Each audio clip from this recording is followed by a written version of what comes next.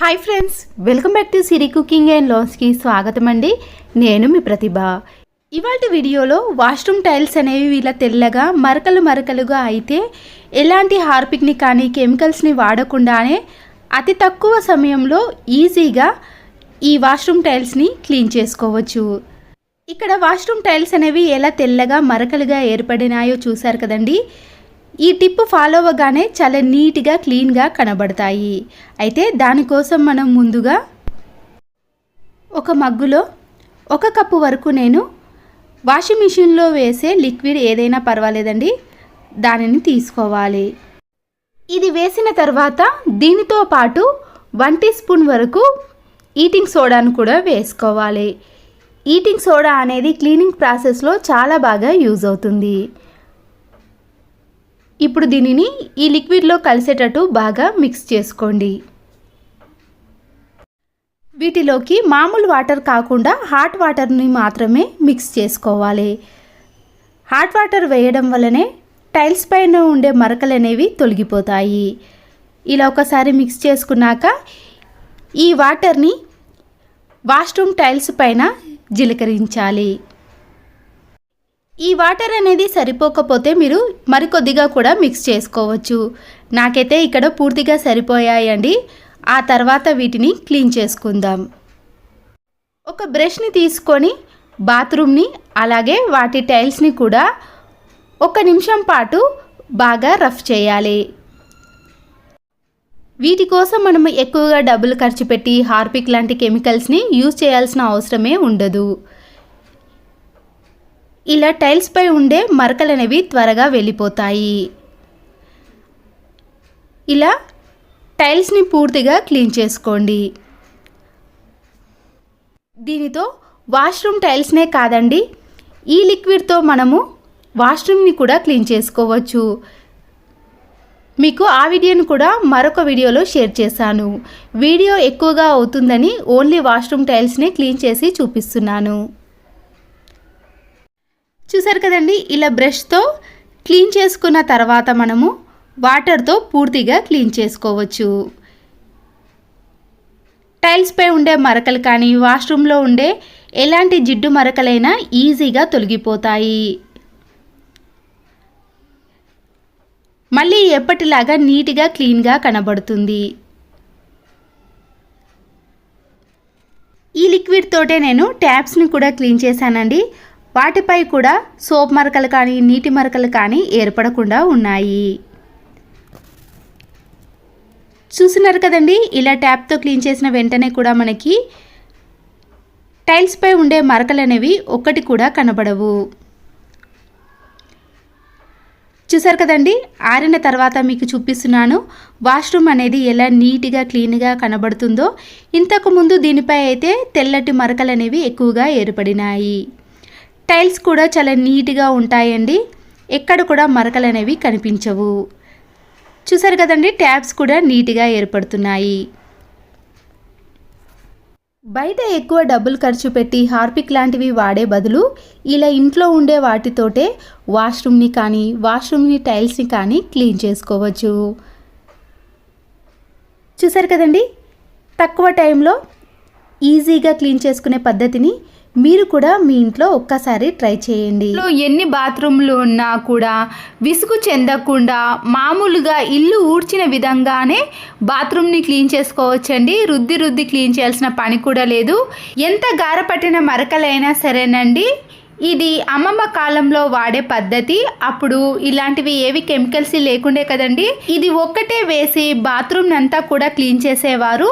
ఇక్కడ టైల్స్ కానీ ట్యాప్స్ కానీ తెల్లటి మరకలు, డోర్స్ పైన కూడా సోప్ మరకలు పడి తెల్లగా మారిపోతాయి కదండి.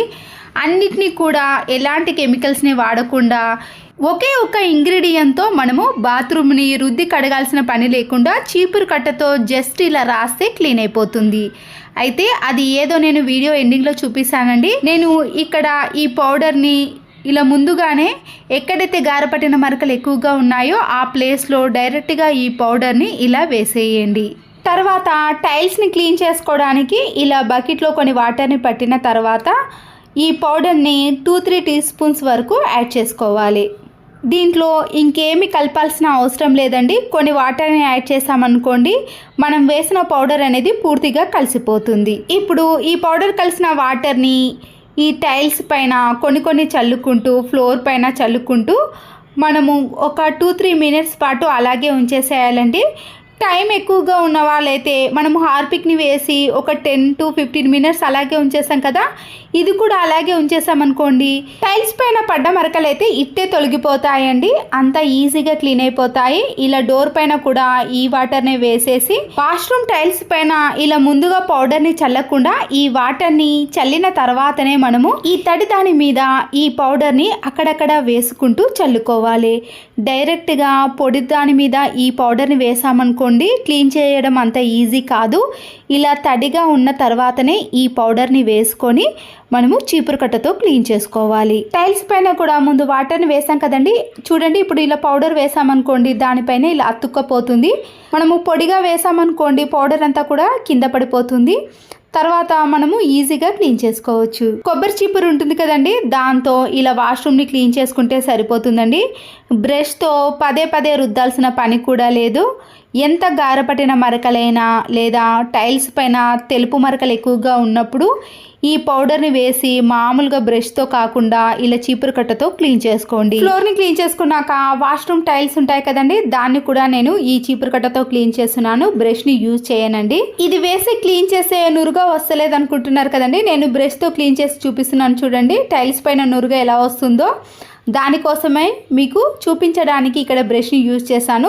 బ్రష్ కూడా అవసరం లేదండి, చీపురు కట్టతో క్లీన్ చేసుకుంటే సరిపోతుంది. ఇప్పుడు గారపెట్టిన వాష్రూమ్ని మాత్రం నేను చీపురు కట్టతో కాకుండా ఇలా బ్రష్తో క్లీన్ చేసుకుంటున్నాను. ఈ పసుపు మరకలు అనేవి అంత ఈజీగా తొలగిపోవండి. నేను ఇక్కడ ఈ పౌడర్ని వేసినాక ఒక 2 మినిట్స్ మాత్రమే అలాగే ఉంచేసాను. ఇలా ఎక్కువ గారపట్టిన మరకలు ఉన్నప్పుడు మాత్రం ఒక 5-10 మినిట్స్ పాటు ఈ మరకల పైన చల్లి అలాగే వదిలేసేయండి.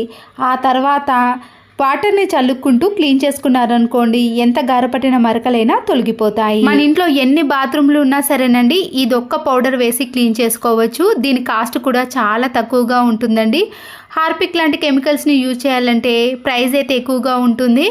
మళ్ళీ కెమికల్స్ కాబట్టి మనము అన్ని జాగ్రత్తలు తీసుకొని క్లీన్ చేయాల్సిన పని కూడా ఉంటుంది. దీనికి ఎలాంటి జాగ్రత్తలు కూడా అవసరం లేదండి. కావాలనుకుంటే మీరు చెప్పులు కానీ గ్లౌజులు కానీ వేసుకొని క్లీన్ చేసుకోవచ్చు. నేనైతే ఇక్కడ డైరెక్ట్గానే క్లీన్ చేసుకుంటున్నాను. ఇప్పుడు వాష్రూమ్ డోర్ కూడా తెల్లటి మరకలు ఏర్పడ్డాయి కదండి, దానిపైన కూడా ఈ వాటర్ని వేసేసి ఇలా చీపురు కట్టతో క్లీన్ చేసుకుంటున్నాను. ఈ పౌడర్ అయితే డైరెక్ట్గా బట్టలపైన పడకుండా చూసుకోండి. మిగతాదంతా కూడా ఎలాంటి జాగ్రత్తలు అవసరమే ఉండదు. చూసారు కదండి, నేను ఇలా చీపురు కట్టతో క్లీన్ చేసుకున్నాక ఇప్పుడు డైరెక్ట్గా ఇలా వాటర్తో క్లీన్ చేసుకోవచ్చు. నాకైతే ఇక్కడ వాష్రూమ్ని క్లీన్ చేసుకోవడానికి టైం అనేది ఎక్కువగా పట్టలేదండి. నేనైతే ఇక్కడ 2 బాత్రూమ్లను కూడా ఒకేసారి క్లీన్ చేసుకున్నాను. ఇండియన్ టాయిలెట్ని వెస్టర్న్ టాయిలెట్ని ఒకేసారి క్లీన్ చేసుకున్నానండి. నాకు టైం అనేది ఎక్కువగా పట్టలేదు. వీడియో లెంతీ అవుతుందని ఇలా వెస్టర్న్ టాయిలెట్ని క్లీన్ చేసి చూపించాను. చూసారు కదండి, మరకలు కూడా ఇట్టే తొలగిపోయాయి. ఈ పౌడర్తో క్లీన్ చేసుకున్నారనుకోండి, హార్పిక్ కంటే కూడా చాలా నీట్గా కొత్త బాత్రూమ్లా మెరిసిపోతాయండి. టైల్స్ అయితే అద్దంలా మెరిసిపోతాయి. అంత నీట్గా తయారవుతుంది. లిక్విడ్లు వేసి క్లీన్ చేసుకున్నామనుకోండి, నురుగా ఎక్కువగా వస్తుంది, కానీ క్లీన్ అయితే అంత ఈజీగా కావు. కానీ ఇది నురుగా రాదండి. మనము జస్ట్ ఇలా బ్రష్తో కానీ చీపురు కట్టతో అప్లై చేస్తే సరిపోతుందండి. నురుగా వస్తేనే క్లీన్ అవుతుంది అనుకుంటారు, కానీ నురుగా రాకపోయినా కూడా ఈ పౌడర్ వేసి చూడండి, ఈజీగానే క్లీన్ అయిపోతాయి. ఈ పౌడర్ వేయకముందు చూసారు కదండి గారపట్టిన మరకలు అనేవి ఎలా ఉన్నాయో. ఇప్పుడు చూసారు కదండి వాష్రూమ్ అనేది ఎంత నీట్గా క్లీన్గా తయారైందో. మనము బ్రష్ పెట్టి పదే రుద్దాల్సిన పని లేదండి. ఇల్లు ఎంతసేపు అయితే ఊడ్చుకుంటామో బాత్రూమ్ని కూడా అంతేసేపు ఊడ్చుకుంటే సరిపోతుంది. ఇదే కాకుండా ఇండియన్ టాయిలెట్ వాష్రూమ్ని కూడా చూపించాను కదండి, అది కూడా కొత్త దానిలా నీట్గా మెరిసిపోతుంది కదా. వాష్రూమ్సే కాదండి, ఈ పౌడర్తో వాష్ బేసిన్ కానీ సింకును కానీ నల్లగా జిడ్డుగా తయారైపోయినప్పుడు ఈ పౌడర్ని కొద్దిగా వేసుకుంటూ ట్యాప్ పైన కూడా మనము ఈ పౌడర్నే వేసి స్టీల్ స్క్రబ్బర్తో కానీ మామూలు స్క్రబ్బర్తో రుద్దేసుకోండి. వాటర్ వేసినాక చూడండి, ఇంతకు ముందు దానికి ఇప్పటికీ తేడా చూసారు కదండి, తెల్లగా ఎంత నీట్గా కనబడుతుందో. ఈ పౌడర్తో వాష్రూమ్నే కాదండి, ఇంట్లో ఉండే చాలా వాటిని కూడా ఈ ఒక్క పౌడర్ తోటే క్లీన్ చేసుకోవచ్చు. వాష్రూమ్లో ఉండే ట్యాప్స్ అయితే సోప్ మరకలు పడి జిడ్డుగా తయారవుతాయి కదా, మీరు ఈ పౌడర్ని వాటర్తో కానీ లేదా డైరెక్ట్గా ట్యాప్స్ పైన ఈ పౌడర్ని వేసి స్క్రబ్బర్తో రుద్దేస్తే సరిపోతుంది. ఇలా రుద్దేసిన తర్వాత వాటిపై వాటర్ని వేశారనుకోండి, ట్యాప్స్ కూడా కొత్త వాటిలా మెరిసిపోతాయండి. ఎక్కువగా జిడ్డుగా ఉన్నాయనుకోండి, దానిపై కొన్ని వాటర్ని వేసి 2 minutes అలాగే ఉంచేసి క్లీన్ చేసుకోవాలి. వాష్రూమ్ని రుద్దడానికి బ్రష్ అవసరం లేదండి, ఇలాంటి కొబ్బరి చీపురు కట్ట ఉంటే సరిపోతుంది. వాష్రూమ్ కూడా నీట్గా కనబడాలంటే వాషింగ్ మిషన్లో వేసే లిక్విడ్ ప్యాకెట్ ఉంటుంది కదండి, అది అయిపోయిన తర్వాత పడేయకుండా ఇలా వీడియోలో చూపించిన మాదిరిగా కట్ చేసి దానికి ఏవైనా నాడలను ఇలా ముడి వేసుకుని మనము వాష్రూమ్లో ఉండే మేకు కానీ లేదా ఏదైనా ట్యాప్కి వేసేసామనుకోండి, వాష్రూమ్లో పడ్డ వేస్టేజ్ని అంతా కూడా ఈ కవర్లో వేసుకోవచ్చు. ఈ పౌడర్ ఏందో చూపిస్తున్నాను చూడండి, బ్లీచింగ్ పౌడర్ అండి.